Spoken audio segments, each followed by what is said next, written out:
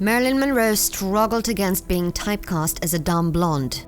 Movie producers and studios didn't take the actress seriously for most of her career. Moreover, people believed that she only became popular due to the casting couch. But in fact, this was all far from the truth. But I would like a variety of parts. Dramatic, sometimes comedy. Partly because of how people treated her, Marilyn couldn't escape misery. If I can realize certain things in my work, I come the closest to being happy. I'm not just generally happy. If I'm generally anything, I guess I'm generally miserable. Marilyn was stereotyped her whole life, and not only on the big screen. Audiences and film critics were convinced that she was also a dim-witted beauty in real life. With her public behavior, Monroe seemingly proved their point. In interviews, she used her breathy, childish voice. Sometimes it looked like she parodied her own characters. I used to appear on, when I was modeling, on men's magazine covers. But in reality, Marilyn was very different. Here's what academic Sarah Churchwell said about the actress. The biggest myth is that she was dumb. The second is that she was fragile. The third is that she couldn't act. Even though Marilyn wasn't formally educated, she was very smart. There's a rumor that Monroe had an IQ of 168, which is higher than that of Albert Einstein or Stephen Hawking. Whatever the truth, she was definitely much more intelligent than most thought. In one of her top films, Gentlemen Prefer Blondes, Marilyn added a line for her character. I can be smart when it's important, but most men don't like it.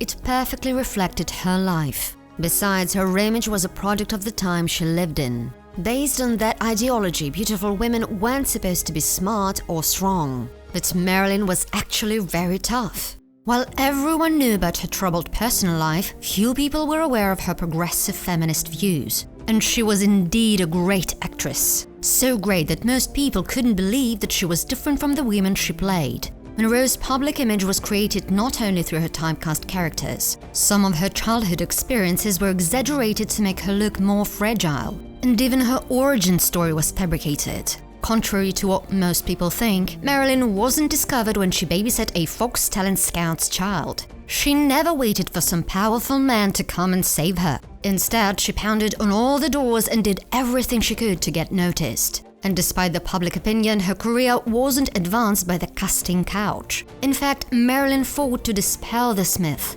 Monroe's biographer, Michelle Morgan, talked about how the actress stood up against sexism. She walked out of various interviews and situations that she deemed inappropriate. According to the biographer, Monroe never allowed herself to be victimized. And by speaking out, she inspired other actresses to do the same. Even though the world wasn't ready for the Me Too movement in the 50s, it was a huge first step. And while Marilyn didn't let others take advantage of her, she felt fine about using her good looks for her own benefit. At the beginning of her career, Monroe faced scandal. People found out that she had taken nude photo shoots for a calendar in the past, but the actress wasn't ashamed of it. Did you pose for a calendar? And I said, yes. Anything wrong? Interestingly, the revelation didn't turn her fans against her. Instead, it solidified Marilyn's status as an icon and symbol. In the beginning, the actress gladly upheld her public image because it brought her fame and adoration. But then she realized that she was becoming typecast. It's not that I object to doing musicals or comedy, but I would like to do also dramatic parts too. And sadly, she wasn't paid well enough for the roles she had to play. Back in her time, when a performer signed up with a studio, they essentially became its slave. The executives controlled their every move, from choice of roles to a star's dating life. And that's exactly what happened to Marilyn. She was frustrated that she only got to play silly, pretty women. But Monroe was never shy about letting the studio executives know that she wanted more. The actress was even willing to risk her fame for that. Hoping to shake off the stereotypes, Marilyn started reading Shakespeare and other classics. She also befriended literary experts to help her learn and grow. The thing I like the most is to become a real actress. Well, I find it very stimulating to keep studying and working. The actress became much more knowledgeable of her craft. But studio executives again gave her a dumb blonde role in the musical film The Girl in Pink Tights. Marilyn had the guts to refuse it, and the studio suspended her for that. They expected her to run back to them with her tail between her legs, but she didn't do it. Instead, Marilyn did the unspeakable. Unlike other actors who couldn't defy the studio moguls, she managed to set herself free. The actress broke her contract with 20th Century Fox and founded her own film production company in 1954. Then she went across the country to New York to perfect her craft at the Actors Studio. Monroe also studied method acting with famous coach Lee Strasberg, who previously worked with Marlon Brando and Paul Newman. At first, Fox tried to take Marilyn down. They filed lawsuit after lawsuit against her. When that didn't work, they threatened her, saying that she'd never find work in LA again. And then they resorted to humiliating the actress. The executives even claimed that they'd find dozens of other girls to replace her. But none of this mattered to Marilyn because she was going after her dream. And the audience didn't want to see just some other pretty blonde girl. They wanted Marilyn, the one and only. If I am a star, the people made me a star.